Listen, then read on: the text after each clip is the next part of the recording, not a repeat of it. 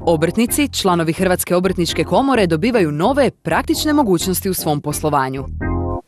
Nova Visa obrtnička kartica je istodobno njihova identifikacijska kartica člana HOK-a i kartica transakcijskog računa koju mogu plaćati te podizati gotovinu u zemlji i u inozemstvu. Nova Visa obrtnička kartica donosi obrtnicima i brojne pogodnosti u programu Obrtnik i partner. U tom se programu okupljaju vodeće hrvatske tvrtke iz područja koja su obrtnicima važna za poslovanje. To su telekomunikacijske, financijske i usluge osiguravatelja te prodaja robe široke potrošnje.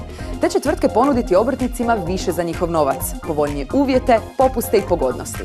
Obrtnička kartica, koja je do sada bila samo identifikacijska, po prvi puta u suradnji sa Zagrebačkom bankom postaje i platežna. To je jedan veliki korak naprijed, to je pomoć obrtnicima jer će sada moći, gdje god postoji mogućnost primanja Visa sustava, ostvariti pogodnosti kupnje i na taj način stvoriti dohodak više.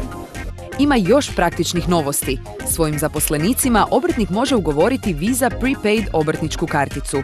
Prepaid karticom može se plaćati u zemlji i u inozemstvu do iznosa prethodno uplaćenog na karticu. Kartica se nadoplaćuje jednostavno i brzo, prijenosom s bilo kojeg računa ili uplatom u gotovini u poslovnicama banaka i na depozitnim bankomatima Zagrebačke banke.